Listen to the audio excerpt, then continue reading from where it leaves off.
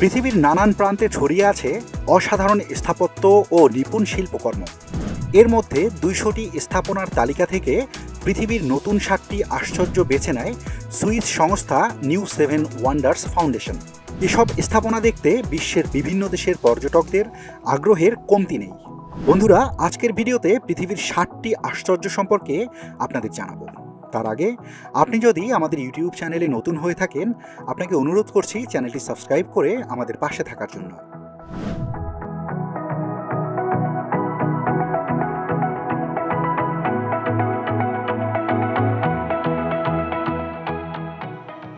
Machu Picchu.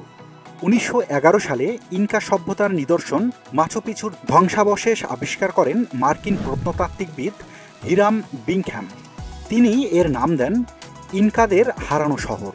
দক্ষিণ আমেরিকার অন্যতম প্রধান প্রত্নতাত্ত্বিক কেন্দ্র ও পেরুর সবচেয়ে দর্শনীয় স্থান এটি। মাচু পিচুর আশপাশে 325 বর্গ কিলোমিটার এলাকাকে 1981 সালে পেরুর সংরক্ষিত ঐতিহাসিক এলাকা হিসেবে ঘোষণা করা হয়েছিল। পেরুর উরুবাম্বা উপত্যকার উপর সুরক্ষিত পর্বতচূড়ায় অবস্থিত এই স্থানটি।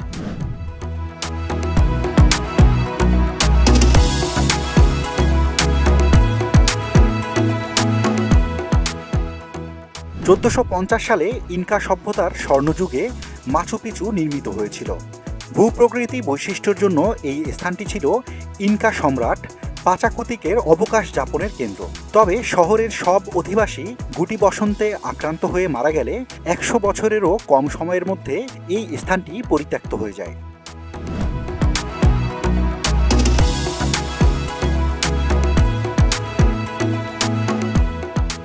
সমুদ্রপৃষ্ঠ থেকে এর উচ্চতা 7,875 ফুট। ধ্রুপদী বস্তুকলার নিদর্শন ও ইনকা সভ্যতার অনন্য স্বাক্ষর মাচু পিচুর ওপর দিয়ে উড়োজাহাজ চলাচল একেবারেই নিষিদ্ধ। এই স্থানটিকে 1983 সালে ইউনেস্কো ওয়ার্ল্ড হেরিটেজ সাইট হিসেবে ঘোষণা করা হয়।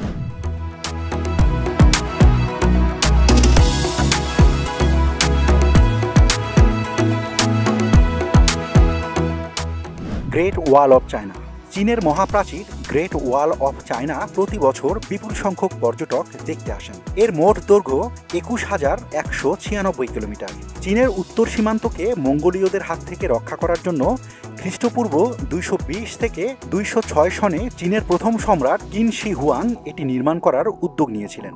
অনেকের ধারণা এটা নির্মাণের জন্য প্রায় 10 লাখ শ্রমিক কাজ করেছিলেন। তাদের মধ্যে 3 লাখ শ্রমিক বিভিন্ন ধরনের দুর্ঘটনায় প্রাণও হারিয়েছিলেন। মিং যুগেও এই প্রাচীরের অনেকটা অংশই নির্মাণ করা হয়েছিল। বেইজিং শহরকে ঘিরে থাকা মহাপ্রাচীরের অংশ পর্যটকদের কাছে বেশ জনপ্রিয়। বেইজিংয়ের আশপাশে দেয়ালটি 26 ফুট পর্যন্ত উঁচু এবং 16 ফুট প্রশস্ত। প্রতিদিন গড়ে 50,000 পর্যটক গ্রেট ওয়াল অফ চায়না ঘুরে দেখেন। 1987 সালে ইউনেস্কো এই স্থানটিকে ওয়ার্ল্ড হেরিটেজ সাইট হিসেবে ঘোষণা করেছিল।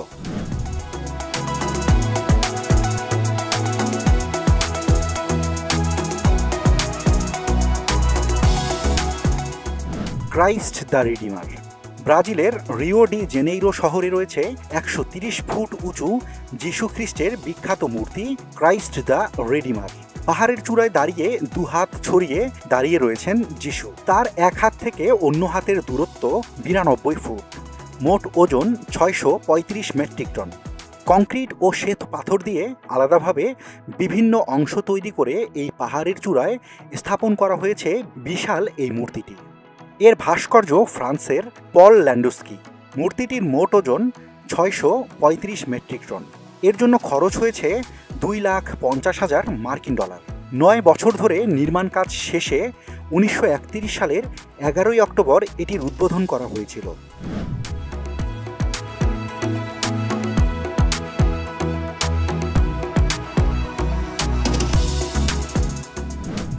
Rio de Janeiro Tijuca national পার্কের কার্কোভাদো পাহাড়ের চূড়ায় অবস্থিত এই মূর্তিটি। ক্রাইস্ট দ্য রিডিমার ব্রাজিলের ঐতিহাসিক স্থাপত্য।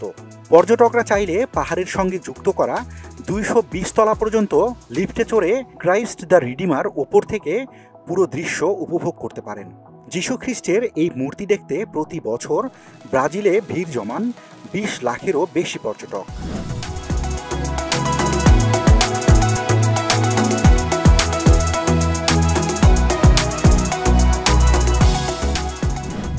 Chichen Itza. মেক্সিকোতে পর্যটকদের সবচেয়ে জনপ্রিয় স্থানের তালিকায় চিচেন ইৎজার নাম সবার উপরের দিকেই থাকে।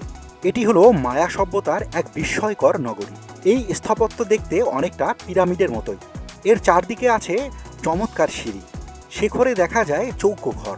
বর্তমানে এটি মেক্সিকোর রাষ্ট্রীয় সম্পদ।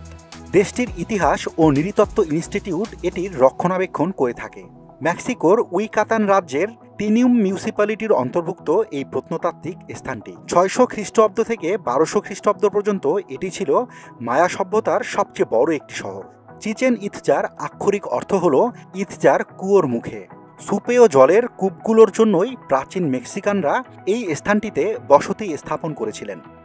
চিচেন ইৎজা দেখতে প্রতি বছর লাখ লাখ পর্যটক এই স্থানটিতে ভিড় জমায়। 1988 সালে চিচেন ইৎজাকে ওয়ার্ল্ড হেরিটেজ সাইট হিসেবে ঘোষণা করে ইউনেস্কো।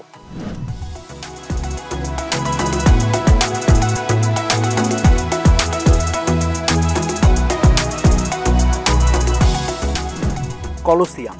ইতালির রোমের সবচেয়ে বিখ্যাত দর্শনীয় স্থান হল কলোসিয়াম। বিশ্বের সবচেয়ে সেরা স্তম্ভগুলোর মধ্যেও এটি অন্যতম। এতে রয়েছে রোমান প্রকৌশলের চোখ ধাঁধানো নৈপুণ্য। নিষ্ঠুর সম্রাট টাইটাসের তত্ত্বাবধানে এটির নির্মাণ কাজ শেষ হয়েছিল।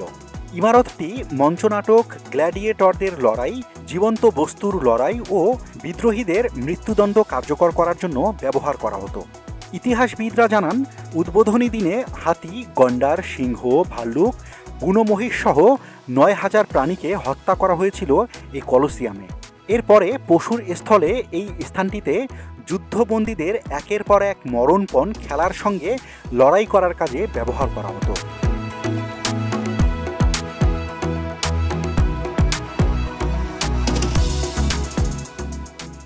রোমের শাসক জুলিয়াস সিজার 300 গ্ল্যাডিয়েটরদের লড়াই উপভোগ করতেন এই স্থানটিতে। রক্তপিপাসু রোম সম্রাটদের আনন্দের খোরাক জোগাতে গিয়ে অসংখ্য মানুষ প্রাণ হারিয়েছে রোমের কলোসিয়ামের এই মাটিতে। এখানে লড়াই করা ব্যক্তিদের বলা হয় গ্ল্যাডিয়েটর। হলিউডের রাসেল ক্রো অভিনীত গ্ল্যাডিয়েটর ছবিটি তৈরি হয়েছে ঐতিহাসিক এই ঘটনার প্রেক্ষিতেই। 217 খ্রিস্টাব্দে অগ্নিকাণ্ডে ভবনটি ক্ষতিগ্রস্ত হয়েছিল।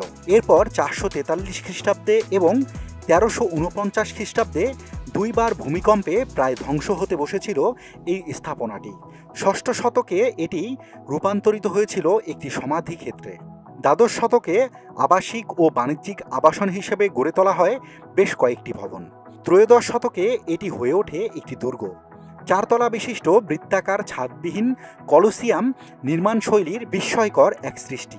এটি 189 মিটার দীর্ঘ ও 156 মিটার চওড়া। এর মূল এলাকা 6 একর। বছরে প্রায় 40 লাখ ভ্রমণ পিপাসু কলোসিয়াম দেখতে এই স্থানটিতে ঘুরতে আসেন।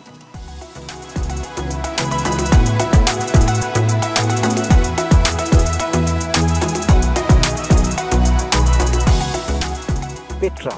জর্ডানের রোজ সিটি হিসেবে পরিচিত পেট্রা চারপাশের গোলাপি মাটির খাড়া বাঁধের জন্যই একে এই নামেই ডাকা হয়। জর্ডানে বেড়াতে গেলে পর্যটকরা পেট্রাকে সবচেয়ে বেশি প্রাধান্য দিয়ে থাকেন। এটাকে বলা হয় প্রাকৃতিক আশ্চর্য ও প্রত্নতত্ত্বের অপূর্ব সম্মিলন। উট, ঘোড়া, গাধার পিঠে চড়ার মতো সুযোগও পাবেন এই স্থানটিতে। এছাড়াও চা বিক্রেতাদের কেউ কেউ গুহার ভেতরে চা বিক্রির পাশাপাশি ইংরেজিতে পেট্রার ধ্বংসাবশেষ শোনানোর জন্য গাইড হিসেবেও কাজ করেন। জাদুময় সূর্যোদয় ও সূর্যাস্ত দেখতে চাইলে এই শহরের কোনো জুড়ি নেই। পেট্রাকে বলা হয় পৃথিবীর অন্যতম একটি বিলুপ্ত নগরী। 1812 সালে আরবের প্রাচীন এই শহরটি আবিষ্কার করেন লুইস পরিব্রাজক জোহান লুডিক। জর্ডানের দক্ষিণ পশ্চিমে ওয়াদি মুসার পূর্বে হুর পাহাড়ের পাদদেশে খ্রিস্টপূর্ব 312 সনে নাবাতাইন রাজ্যের রাজধানী হিসেবে গড়ে উঠেছিল পেট্রা।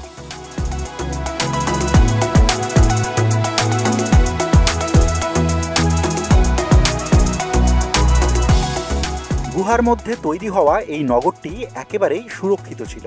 পেট্রার চারদিকেই উঁচু পাহাড় আর ঝর্ণাধারা মানুষকে, পর্যটকদের বিমোহিত করে। রোমান শাসনের সময় সামুদ্রিক বাণিজ্য শুরু হলে এটি দ্রুতই ধ্বংস হতে থাকে। 363 সালের ভূমিকম্পে এর দালানগুলো একেবারেই ধ্বংস হয়ে যায়। মধ্যযুগে পেট্রার ধ্বংসাবশেষ ব্যাপকভাবে আলোচিত হয়। 1985 সালে ইউনেস্কো ওয়ার্ল্ড হেরিটেজ সাইট হিসেবে পেট্রাকে ঘোষণা করে। এর 4 বছর পর 1989 সালে পেট্রা ন্যাশনাল ট্রাস্ট গঠন করা হয়।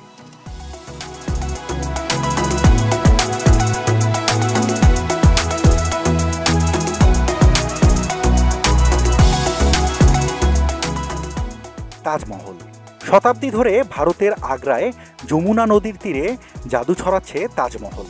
অনেকের মতে বিশ্বের যে কোনো স্থাপত্যের তুলনায় এটি অনেক বেশি সৌন্দর্যপূর্ণ। পুরোপুরি সাদা মার্বেল পাথর দিয়ে বানানো তাজমহল পূর্ণিমার আলোয় মুক্ত ঝরাতো বলে অনেকেই বিশ্বাস করেন। মুঘল সম্রাট শাহজাহান তার স্ত্রী মমতাজের প্রতি ভালোবাসার স্মৃতিস্বরূপ এই স্থাপনাটি নির্মাণ করেছিলেন।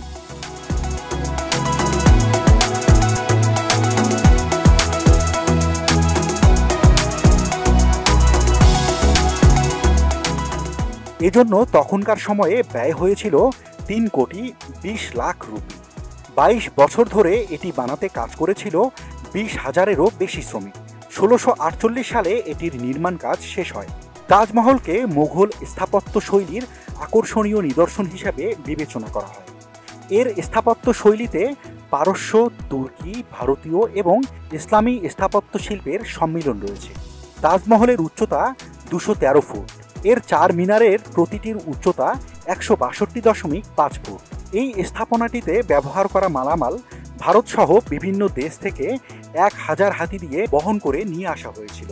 তাজমহল নির্মাণের জন্য নদীর পাড় থেকে 3 একর জায়গা 160 ফুট উঁচু করা হয়েছিল।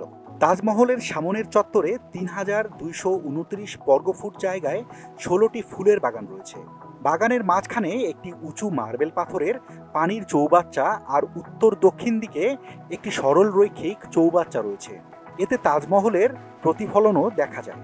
বৃক্ষ শোভিত পাথর ও ঝর্ণাও রয়েছে এখানে। তাজমহলের গম্বুজগুলো মন মুগ্ধকর। মূল গম্বুজের দৈর্ঘ্য 58 ফুট। সূর্যোদয়ের সময় গম্বুজের সাদা মার্বেল গোলাপি রঙের আভা ছড়ায়।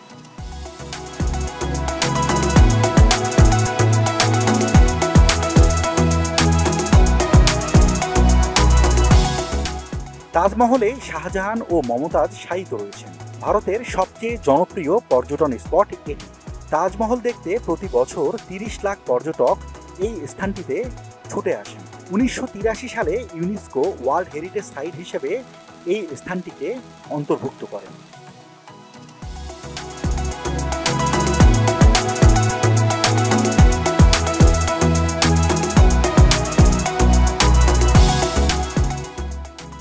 বন্ধুরা, এই ছিল পৃথিবীর 7টি আশ্চর্য নিয়ে আমাদের আজকের ভিডিও। কেমন লাগলো আমাদের ভিডিওটি? আপনার অনুভূতি জানিয়ে কমেন্ট করতে ভুলবেন না।